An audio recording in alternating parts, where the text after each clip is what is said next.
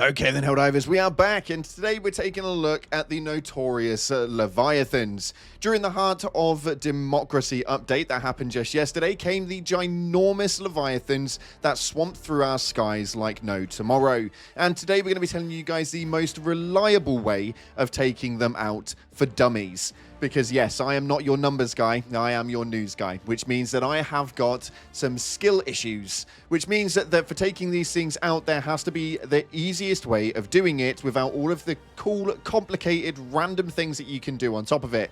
We're going to be showing you guys a load of the methods, but primarily we're going to be focusing on the most reliable way to take out the Leviathan.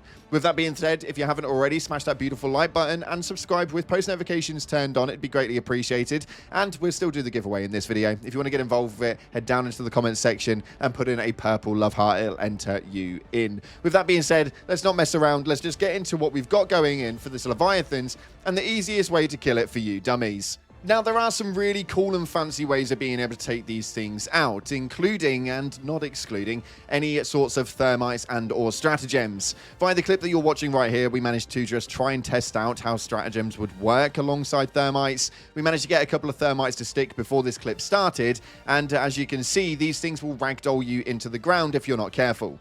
They have got these snipers running on fleek with this thing, and they do not miss. So to get close enough to be able to hit off a stratagem, you're going to need to have a little bit of skill and probably a jetpack or two. Meaning that yes, although you can throw down the strafing runs to be able to finalize these things and take them out, is going to cause for some issues to say the least. So what else is it that you can actually use instead of these fandangled things? Well, you actually have the Emancipator. Now, the Emancipator is an incredible mech which utilizes quite high power. Now, this does have some pros and some cons, so bear with me on this one. You can take this thing out very, very quickly with the Emancipator on the basis that there is absolutely nothing else around you that can cause you damage, and you just happen to catch the Leviathan on an off day where he doesn't manage to hit the shots. You can see in the clip that we've got running right here, we managed to get the main Emancipator to run a little bit further behind, strafing off the point where it was a little bit further away with people in between us,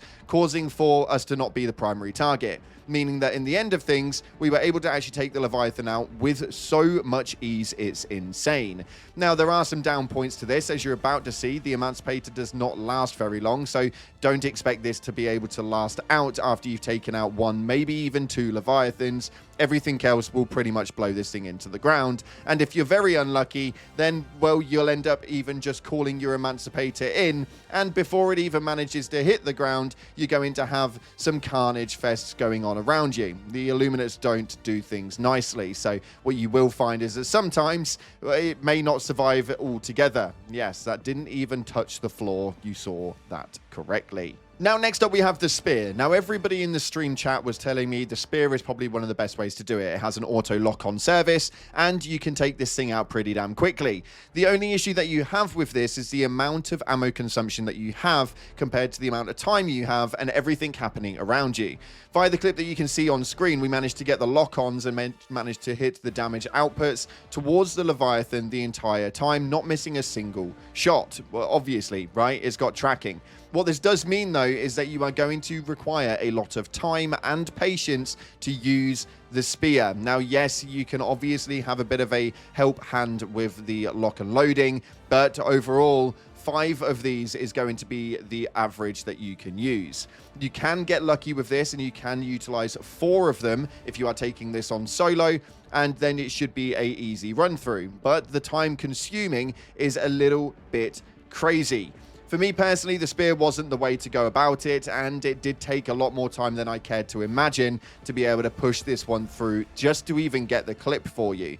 Mainly because 5 spears are not the most efficient way of utilizing this main attack. And as you can see, it took some doing, man. It definitely took some doing. The ragdolling on this thing is absolutely insane, but you do eventually get there. You may have just spent way too much time focusing on that Leviathan, though, to what else it is that you could have been doing at the same time.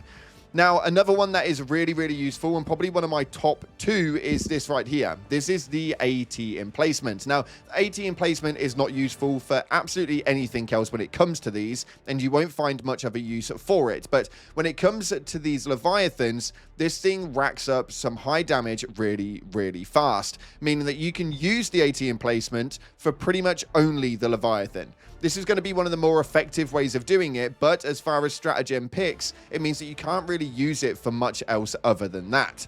It's pretty much useless once it's been stationary made and you don't no longer need it. So yeah, that's another difficult one. If you want to get a little fandangled with it though, for you dummies, and I know that yes, the brain power will not be working to the highest peak sometimes, well, you can grab hold of a hover pack and grabbing hold of some thermites. You don't need to have the servo assist, and it will need you to have either 4 thermite grenades or have another friend do it with you. But when the Leviathan hits the lowest level, you actually have enough ground to be able to throw a thermite and stick it on. 4 of them will take it out quite easily, and yes, it's actually quite satisfying to see. EATs though. EATs are a big one that people have been talking about inside of the comment section to me and stating that this is the best way to do it. It doesn't matter whether you die, you can just respawn more in. Now, unfortunately, the way that the EATs work is it takes 2 EATs to take out one of the back fins of the Leviathan. Now, once you've actually done that, you are going to have to wait 60 seconds for 2 more EATs, meaning that you are going to be taking a very long time, close to about 5 minutes, to take this out using EATs alone. Now, can you use 2 EATs to take out the back fin and then use AP4 of some sort to be able to deal damage? Yes, it just takes a while. But for me, the best one is this right here. And yes, this is utilizable for pretty much everything. As you see, we can just take out a stingray with it. We can utilize it for other meat mobs and stuff like that. But the Recoilless Rifle is probably going to be your most effective way. Now, how is it that you should actually be using it? Well, pretty damn simple, actually. One of the Recoilless Rifles will be used to take out the back fin. After that, hitting where the blue smoke lies repeatedly with the Recoilless Rifle is going to mean that you get this done in 4 missiles. Now, if you have somebody else reloading for you, this is going to be done so damn quickly. Not only that, but you can then use it to just reboost by grabbing hold of some supplies and refilling your backpack, meaning that this is going to be a viable option for so much more than just these Leviathans. Also meaning that when more than one Leviathan turns up, you know that you've got the firepower to be able to actively do that, given that you can just reload and refill.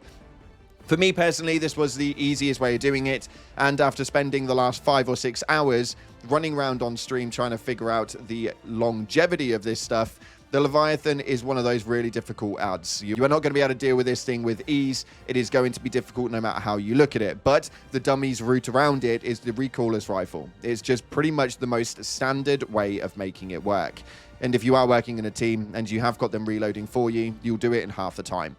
We have tried everything else. Yes, I'm aware there are things such as the Wasp, which causes no damage. There are other things such as the autocannon, which also deals no damage. It's just one of those things, unfortunately. There are so many ones that you can use inside of this video and different ways that you can utilize it, including the cannon that you will use for certain missions, which is hiding underneath the playground, which, yeah, you can have a bit of fun with that. But again, 3 shots of that bad boy will cause a bit of a nightmare.